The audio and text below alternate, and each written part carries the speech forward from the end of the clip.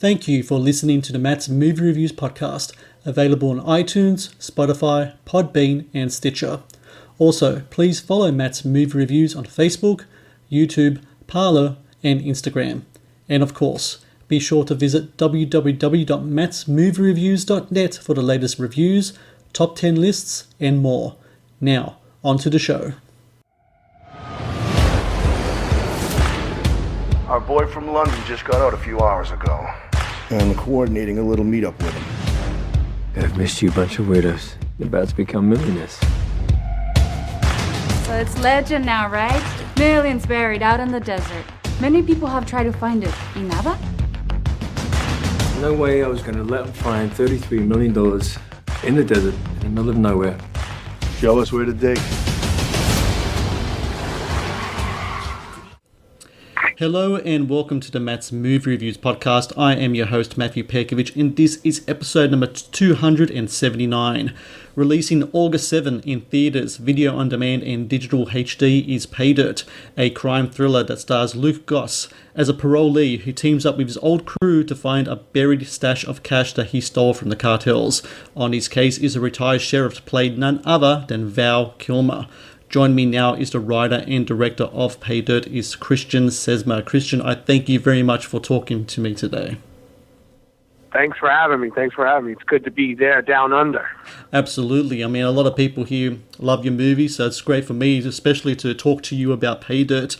And this is a movie that it's really interesting just looking at your career. I mean, between the years of 2014 and 2017, you made like 7 movies. But Paydirt, first film in around 2-3 years. That decision, is that just something that came about where you just had such a flurry of activity during those 3 years, you just needed to take a break and just step back from things, and now you're ready to get back into it? I don't know. I think that, like a life, just things kind of ebb and flow. And I think in that 2014-15 time when I did, Night Crew and Vigilante, which are 2 really kind of near and dear movies to me, that was kind of a time that kind of started getting my feet really wet in the action genre. And then I think that 2000, probably in the last couple of years, it was really about reforming a support structure on my side when it came to, kind of like the Hollywood team and your agents and your reps and all that stuff, and started kind of getting into new projects and new times and new scripts and new ideas and what I really wanted to do, because I started, people just kind of want to pigeonhole you into certain things. And, I did a few movies that I was like, that was kind of to keep the lights on, but that wasn't really who I was. And I just really focused on I just want to do the movies that the stories that I want to tell and really have fun with it and stick more on brand, Almost sounds like that time period is kind of like your college years. Yeah, I think so. I mean, especially for somebody that, I didn't go to film school. I've been completely self-taught. So it's one of those things. It's always been trial by fire, always. And I always say that my film school is always on display on on the DVD show. Like, you're taking somebody who didn't know they were going to be a filmmaker until age 30, started making movies, and it's just right off the top they started getting released. So it's like, oh yeah, man, here we go. My freshman year was these movies. Sophomore, my thesis. Those kind of things. So we just kind of crack up at it, and it is what it is. Your leading man in Paydirt is Luke Goss. He plays Damien Brooks, otherwise known as the Brit. And he's kind of like the mastermind of the heist that's center to the film story. And Paydirt is your 4th film with Luke. I'm just really interested in how did that kind of relationship really manifest itself, where you and Luke have worked together so many times now?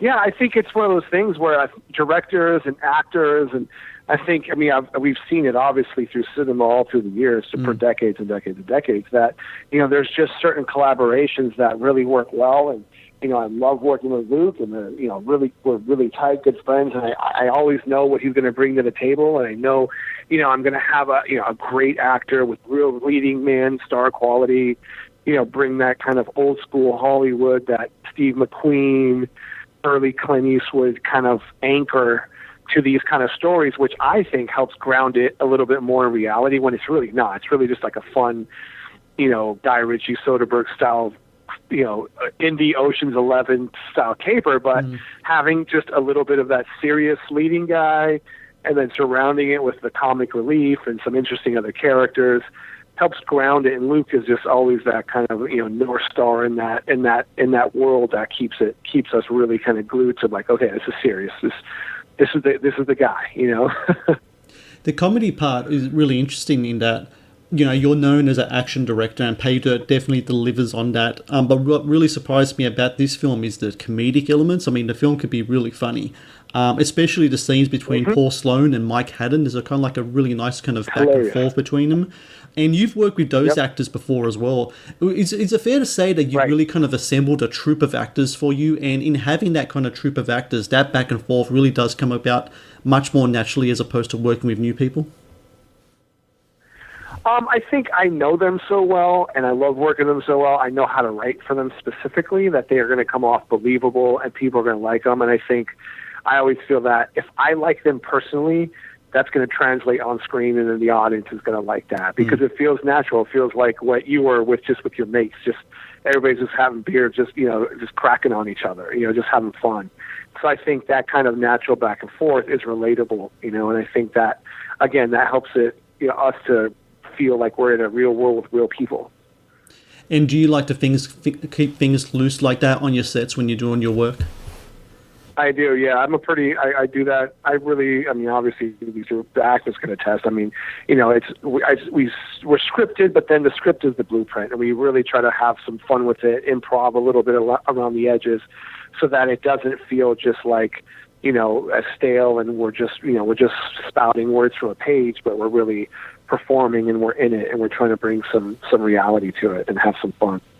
Val Kilmer is also in the movie. He plays the role of Sheriff Tucker.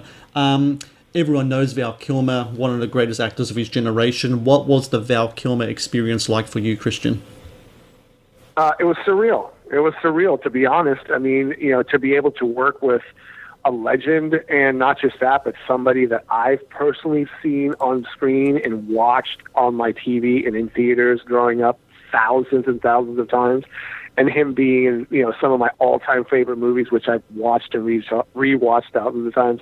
It was amazing, and Val was a blast, and it's awesome to be able to call him my a good friend now, and to have that experience on set directing him, and really what I feel is taking good care of him and making sure that he comes off screen like back to where people go, oh, that's Val doing Val, and not, and obviously, we've been asked quite a bit about his health and things like that. And, obviously, we voiced over his entire performance because he can't do that.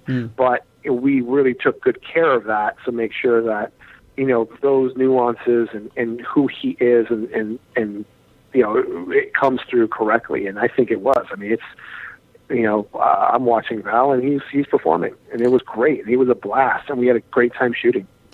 It really does come across when you hear him in interviews, especially recently. There's a kind of like a humility towards him, and also towards how he approaches his craft. Now, do you feel that when you were working alongside with him, that kind of humbleness that he brings now to his work? Yeah, I think so. I think so. I think it was. I don't know if it was. I think it's just he had some. I think he was playful, playful and fun, and not taking things so seriously, except for the craft. I mean, when I yelled action, it was go time, and he was there. He was ready to work. But when off camera, it was a blast, and I think that kind of playfulness helps for sure. And I think illness and near death experiences. Obviously, I know that's how it got into the movie business. It humbles you, and it gets you. It really twists your perception into what's really important in life. When it comes, you mentioned before regarding the dubbing of his voice. When it comes to something like that, an actor's voice is part of his repertoire. Does Val have a say as to who can dub his voice, or is that something that he leaves to you and in your hands? Well, I think we spoke about it quite a bit, and we hit up a good buddy of mine who's a big voiceover actor, legend guy in and of his own right, and we really wanted to make sure that, and especially with Val, the hard part thing with Val is we all know what his voice sounds like, and so you're never quite going to get it perfect impersonation. So it was more about getting a performance that's that you're not going to get broken away from, that you're not going to just go, oh, wait, that's not going to take you out of the movie. So I think that was the most important thing. And just trying to get this, like I said, the small nuances. But, I think Val and his team, we went over it quite a bit. And like I said, for the most part, I think it's, like I always say, like it's not 100% perfect, but I think it's like 95% perfect. I think it's great. And God bless him too, because you can just see he's putting in the work, he's doing great stuff, he's one of the greatest actors for a reason, and he does really good stuff in your movie as well. You got a bunch of films lined up, ready to go. I know, just looking here at your filmography, a lot of films in pre-production. Making films in itself is a difficult task. Now you're dealing with kind of like the whole COVID situation as well. Putting that into context as well, how do you approach movies now? Is it like added stresses, or is it just a thing where it's just another kind of like another issue? We just got to roll with it. I think we're approaching it 100% serious, but it is just one more protocol that needs to be implemented on set. We are about to roll cameras very soon, and just weekly COVID testing, safety and sanitation procedures, creating our own quarantine island with cast and crew. Those things are just crucial now, or as opposed to it was just a little bit looser. But, I think I always say, coming from the restaurant business where there's so many procedures and safety and sanitation, temperature control, it's like, you come from that where you're constantly doing checklists to make sure that you're maintaining a certain level. And I think it's basically the same thing when it comes to COVID and any type of safety measures. It's just about protocols, and I think we're just taking it seriously. Obviously it starts from me as a producer. Obviously I produce Paydirt, or producing these next movies. I'm everybody's health and well-being is a priority for sure.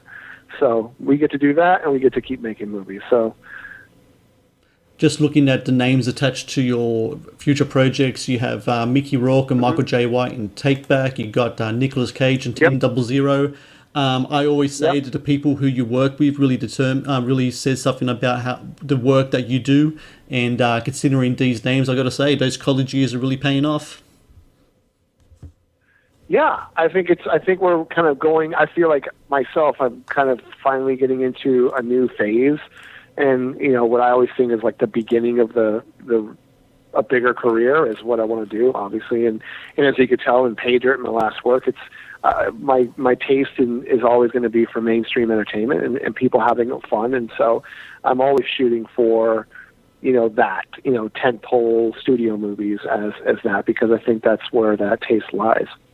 So for everyone out there listening, August 7 in theatres, video on demand, and digital HD is Paydirt, starring Luke Goss and Val Kilmer. It's got action, it's got smarts, it's got comedy, it's got everything you need to keep you entertained, especially during these times. And Christian Sesma, I thank you very much for your time today, and congratulations with the movie. Hey, thanks so much.